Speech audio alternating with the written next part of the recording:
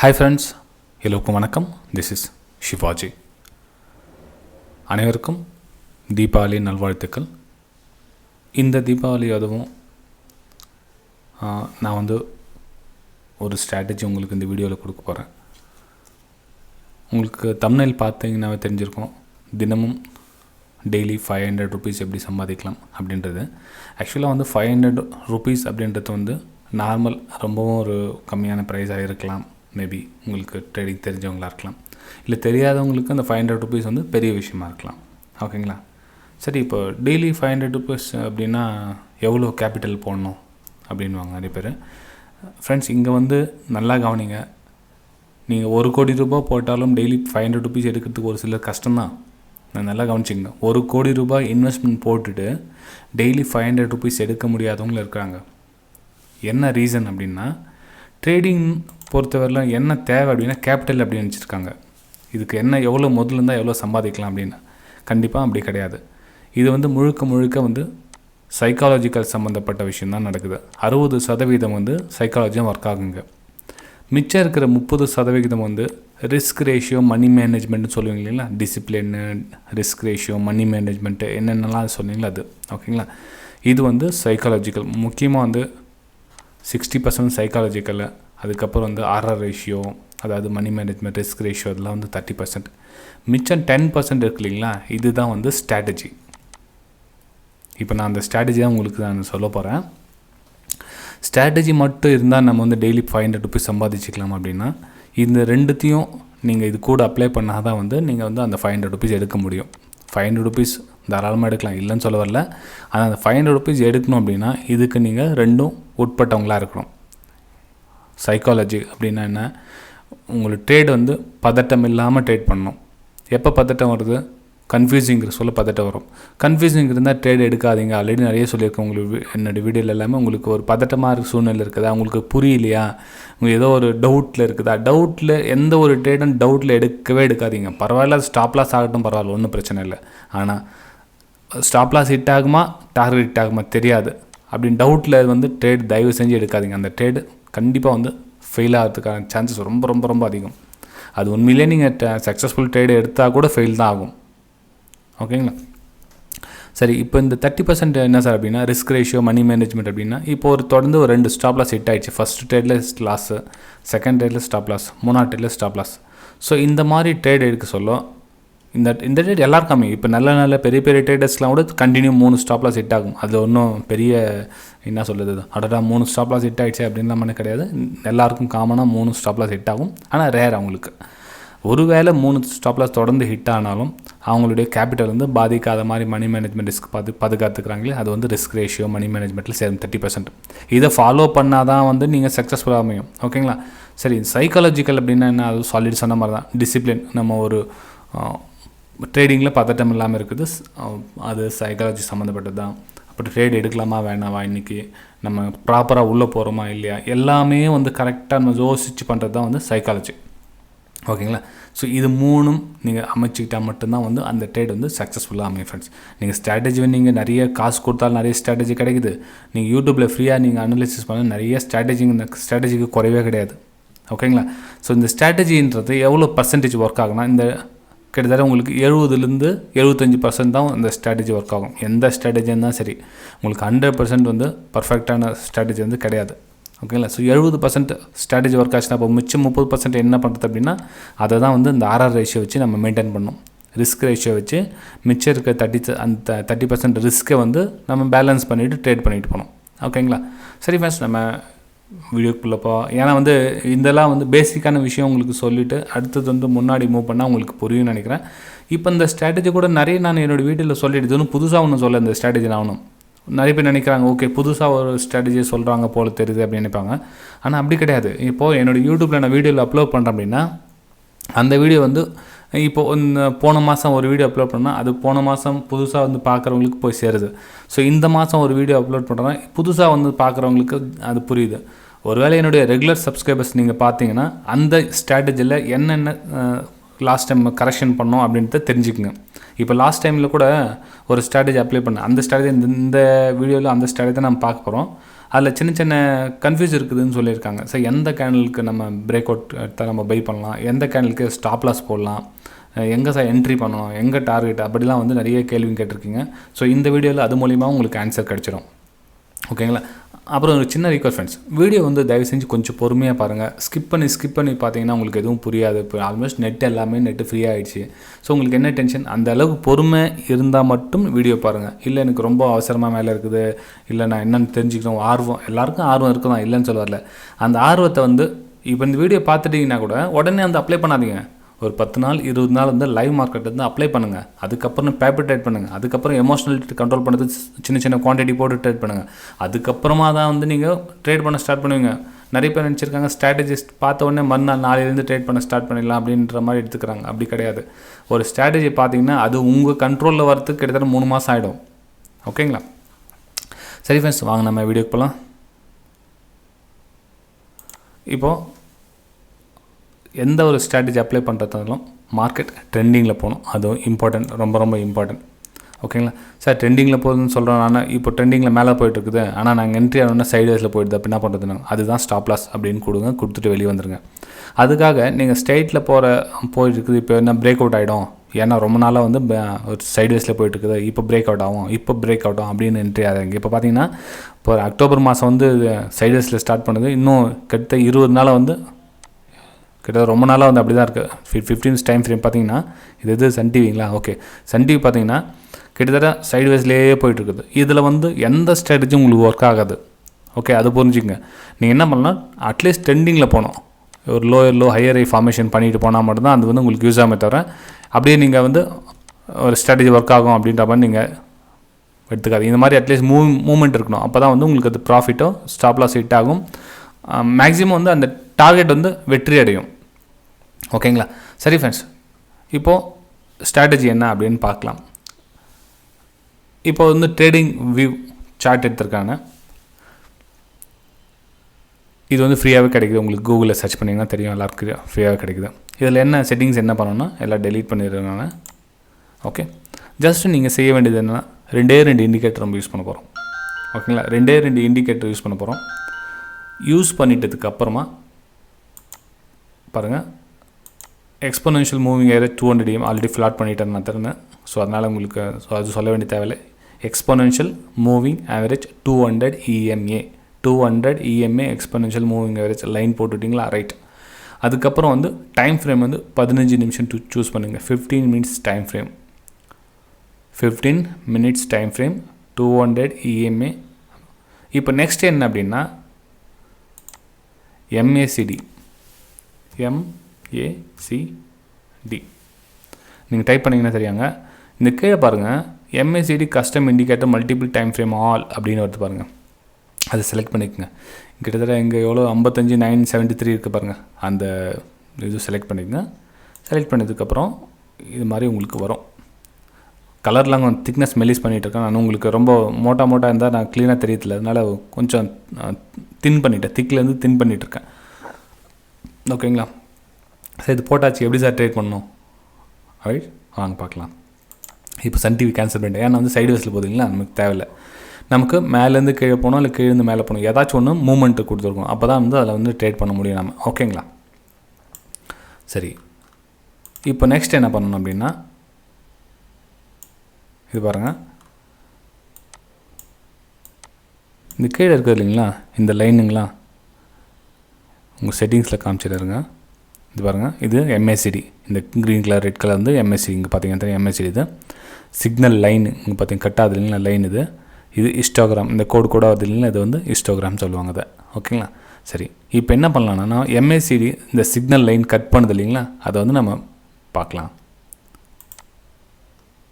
இது பாருங்கள், இந்த MACDயும் சிக்னல் லைனும் கட் பண்ணுற இடத்துல வந்து பையிங்கான ஆப்பர்ச்சுனிட்டிஸ் ஏதாவது கிடைக்குதான்னு பார்க்கணும். எப்போது 200 EMA லைனுக்கு மேலே ஸ்டாக்ஸ் மூவ்மெண்ட் ஆகிட்டு இருந்தால் 200 EMA லைன் போட்டாச்சு. ஸ்டாக்ஸ் எங்கே மூவ்மெண்ட் ஆகிருக்குது? 200 EMAக்கு மேலே. ஒருவேளை ஸ்டாக்ஸ் இங்கே ட்ராவல் ஆகிட்டுருந்துச்சுன்னா உங்களுக்கு பை சிக்னல் வருதுன்னா நோ ட்ரேட் பண்ணாதீங்க. இதில் என்ன பார்க்கணுன்னா சேல் சைடு. ஓகேங்களா? சேல் சைடுனா என்ன? இது பாருங்கள், இப்போ இந்த இடத்துல வந்து சிக்னல் லைன் MACD வந்து சிக்னல் லைன் கட் ஆகிருக்கு இல்லையா, கட் ஆகிட்டு கீழே ஓப்பன் ஆகிட்டு கீழே வந்துட்டு இருக்குது. ஸோ இந்த இடத்துல வந்து 200 EMக்கு கீழே மார்க்கெட் ட்ராவல் ஆகிட்டு இருந்துச்சுன்னா அதில் வந்து சேலிங்க்கான வாய்ப்பை எதிர்பார்க்கணும். இது வந்து பேசிக். சரி சார், சேலிங்க்கான வாய்ப்புன்னு சொல்லிங்களா, எது எங்கே நம்ம பை எடுக்கணும், எங்கே ஸ்டாப் லாஸ் பண்ணணும், எங்கே டார்கெட் எது வரலாம் வெயிட் பண்ணலாம், இது மாதிரி வந்து இப்போது மெயின் கொஷின். ஏன்னா இப்போ இந்த வீடியோ லாஸ்ட் டைம் அப்லோட் பண்ணிட்டேன். இப்போது லாஸ்ட் டைம் வீடியோ அப்லோட் பண்ணதுலேயே வந்து சின்ன சின்ன டவுட்ஸ்லாம் இருக்குதுன்னு நிறைய பேர் வந்து கமெண்ட் பண்ணியிருக்கீங்க. ஸோ அந்த டவுட்ஸ் என்ன அப்படின்னா, எங்கே என்ட்ரி எடுக்கணும், ஓகேங்களா, அதுதான் பிரச்சனை இல்லையா. சரி, இப்போ நம்ம இந்த பை சிக்னல் போகலாம். கீழே இருந்து இப்போ இந்த 200 EM மேலே ட்ராவல் ஆகிட்டு இருக்குது, சிக்னல் லைனும் மேலே கட் ஆகிட்டு இருக்குது, ரைட்.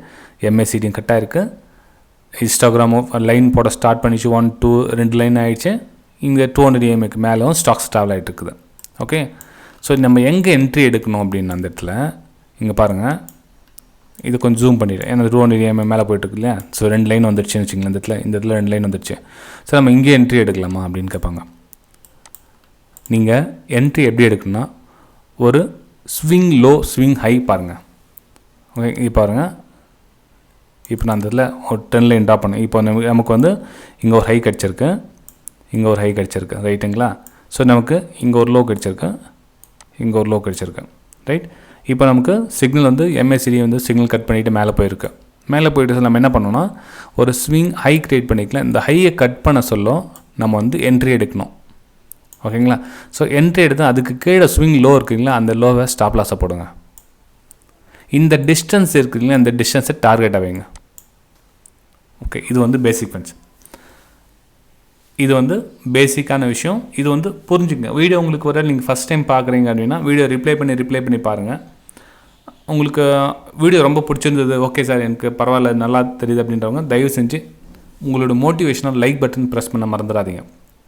அடுத்தவங்களுக்கு ஷேர் பண்ணுங்கள். என்ன எப்படின்னு தெரியாமல் ட்ரேட் பண்ணிட்டவங்களுக்கு ரொம்ப யூஸ்ஃபுல்லாக இருக்கும்.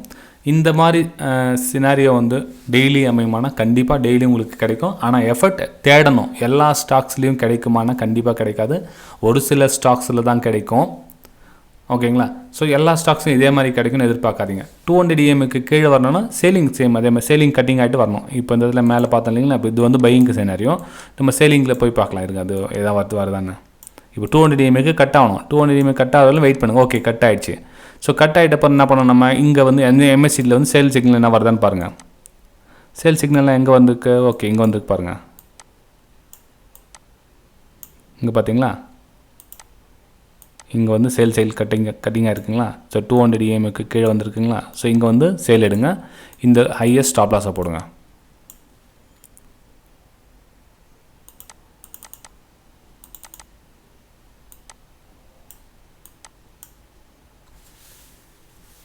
ஓகே, சிக்னல் வந்து மேலே போயிடுச்சுது.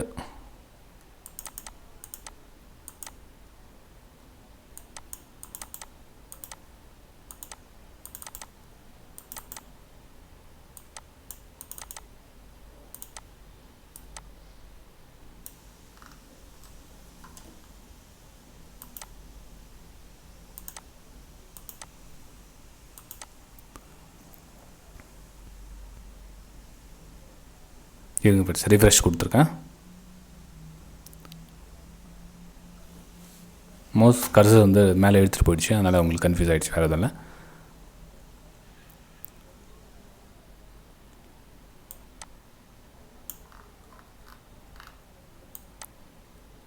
ஓகேங்களா,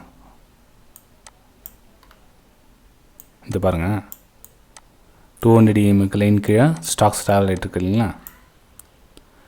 இப்போ நம்ம ஸ்விங் லோ ஸ்விங் ஹைன்னு சொன்னோம் இல்லைங்களா. ஸோ இந்த இடத்துல என்ன வேணும் நமக்கு, இப்போ இந்த இடத்துல ஒரு ஸ்விங் லோ கிட்ட ஆகிருக்கு, திரும்ப உள்ளே போய்டுச்சு. இப்போ இது வந்து உள்ளே போயிட்டு வந்ததுனால இது ஸ்விங் கேன்சல் இது கேன்சல் இது, ஓகேங்களா. ஸோ திரும்பவும் வந்து உள்ளே போயிட்டு மேலே வருது, அகைன் உள்ளே போயிட்டு மேலே வருது. ஸோ இந்த இடத்துல நமக்கு வந்து லோங்க எத்தனை லோ க்ரியேட் ஆகி பாருங்கள். ஸோ அந்த லோவை நீங்கள் SL எடுங்க, அதுக்கு மேலே ஒரு ஸ்விங் ஹை இருக்குங்களா, அதை வந்து ஸ்டாப் லாஸை போடுங்க.